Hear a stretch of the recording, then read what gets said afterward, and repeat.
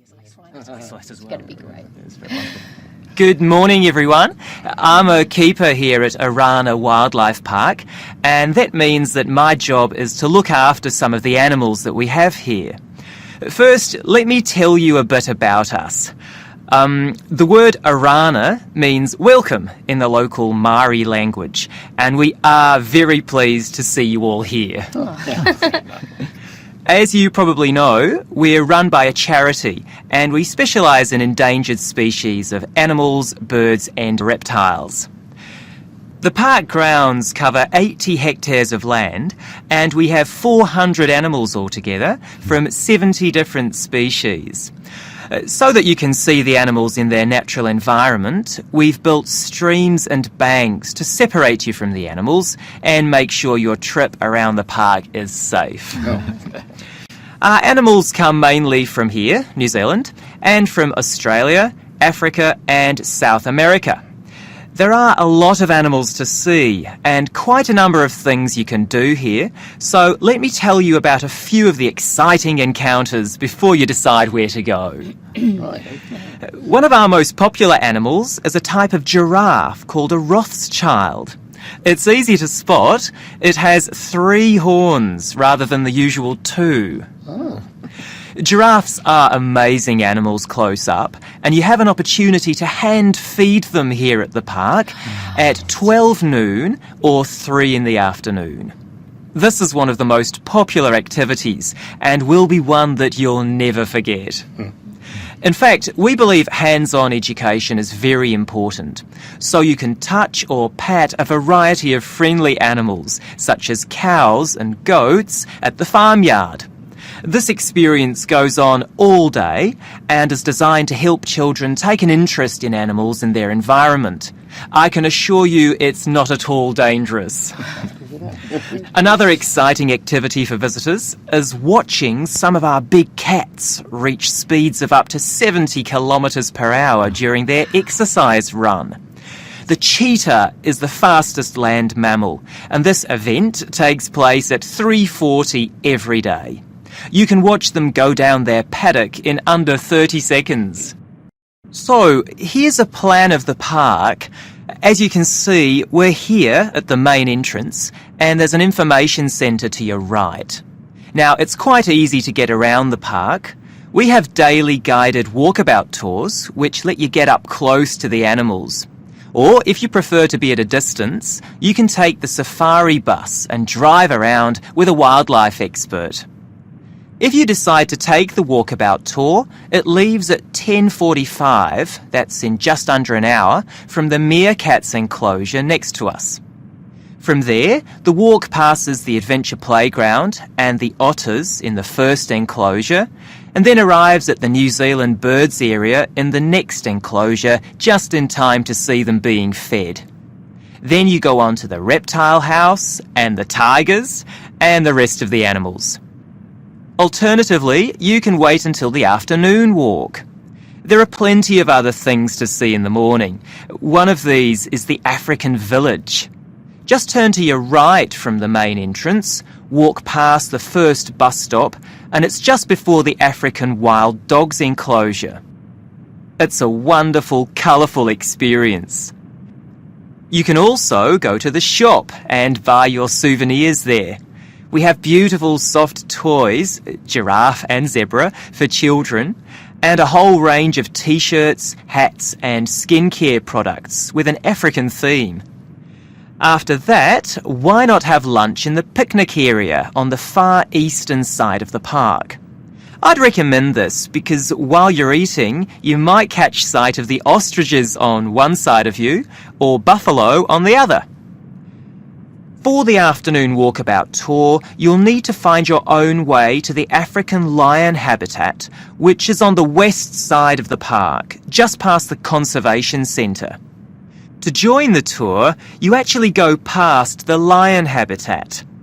You'll see 2 bus stops, keep walking, and the meeting place is about half a kilometre after the second one. If you've gone past the zebra, you've gone too far. For those of you who would prefer to travel on the safari bus, this runs from 10:30 to 4 p.m. There are stations throughout the park, but the first one is at Jomo's Cafe, which is directly opposite where we're standing. Go straight ahead and it's just in front of the giraffes. There are various feeding times for the animals and the bus stops in time for all of these. So, let me just give you some safety guidelines. Right, now it's time for Sylvie and Daniel to give us the results of their survey into the study skills course that some of you did last term. Thanks, Mr. Driver. Shall I start, Daniel? Sure, go ahead. Okay. Well, as you know, some students in our year did the study skills course run by the English department last term. It was interesting because it was completely voluntary. It wasn't a compulsory component of the exam course or anything that we need in that way. But Mr. Driver thought it would be a good idea, that it would help with our other work. Yeah. So after the course finished, Daniel and I decided to review it, ask students what they thought about it, as part of our education assignment. Yeah. So this is how we did it, our study method. At first, we thought about interviewing students face-to-face, but we have so much other work, and we knew it'd be quicker to use email and just send out a questionnaire. Though we also had to write that. Yes, and this method does rely on students filling it in and sending it back, but the response rate was pretty good. Yeah, 70%, I think. Okay, so first of all, 33 students signed up for the course. And we did 12 sessions over the term, and they took place every Monday morning. A good start to the week, I thought. Yeah, and the rest of the week we could put things into practice. So, what did we expect? For me, I expected it to be useful for all my subjects. Things like philosophy. Yeah, that's what Mr. Driver had said. And I was right. I feel more able to deal with difficult texts now. You know, like the ones we have in economics. You feel you can do it. Yeah, I think other people found that it actually made them want to read more frequently and read books outside the course list. If you've got time. As for our teacher on the course, Jenny, everyone felt she was really good. We learned a lot from her. Not because she set a lot of homework or anything like that. The thing people said was that she gave us fascinating articles and ideas to work with, some of them. Well, we were quite happy to carry on looking at them at home. Yeah, that's so important. It's really easy to get bored in class, but that didn't happen. Okay, so we've done a couple of charts. Let's have a look at the findings. I'll put up the first chart.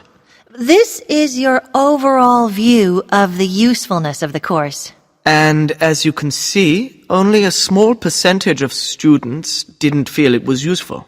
Which is good. Yeah, everyone else had a positive view of the course, and more than half of us, that's about 60%, thought it was very useful. Well, as this is the first time the course has been run, I guess this is a strong recommendation for it to take place again next year.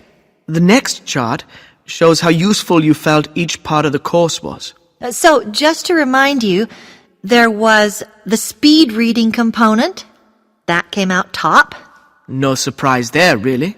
On the other hand, giving talks was, well, we all like talking, but it's not something we have to do that often. Yeah, so that was the least useful. Then the note-taking component you found to be quite useful, and you had a lot of comments about that.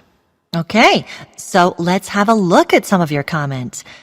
You said a lot about the activities, but the main comment seemed to be that the techniques we learned on the note-taking course helped us focus more in lectures. Several people said that they daydream much less. Yeah, have a longer attention span. So that's the first benefit.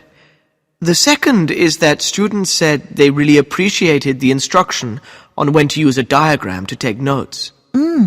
Like many people, I'd never thought of this technique, but now I find it really helpful. And it's much more fun. Yeah. And then the last comment we wanted to mention was about the type of paper that we used in the note-taking sessions. It seems obvious now that a wide margin down the side of the paper provides another area where you can add points that you've missed. And that makes it a lot easier to read the notes afterwards. Okay, so now we'll look at the results. Good morning, everyone. Well, last week we looked at some of the architectural features of modern house design. And today we're going to move on to look at airport design and how this has changed over the years. So if we start by going back to the 1960s and 70s, when there were a lot fewer airports than there are today, well, check-in desks, customs and waiting areas were all very basic.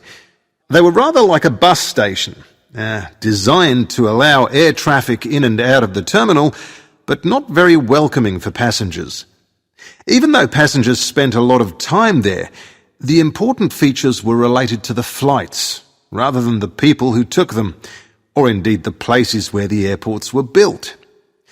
But that all changed in the next few decades. And if you look at any big airport now, it's more like a mini-city. It combines a transport centre with a mall full of shops and facilities designed to make passengers feel more comfortable. So airports have been transformed.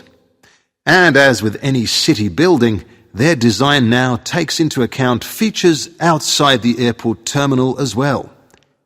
So why did this change happen?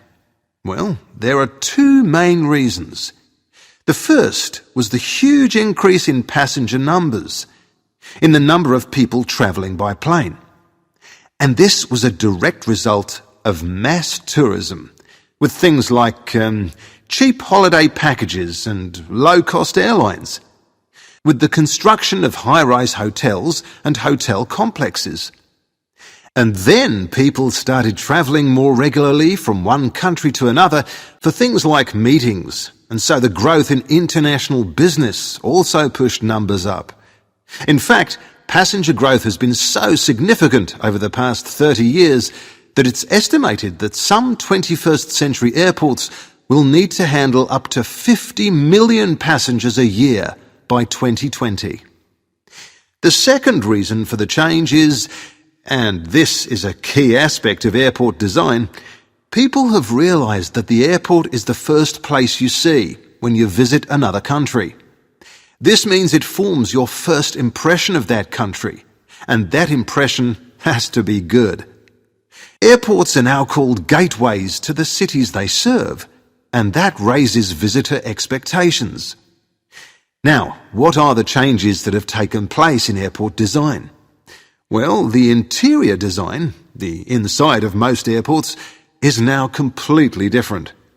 First, the dark, enclosed airports of the past have been replaced by large, open areas that look out onto the surroundings. Look at this picture of Beijing Airport.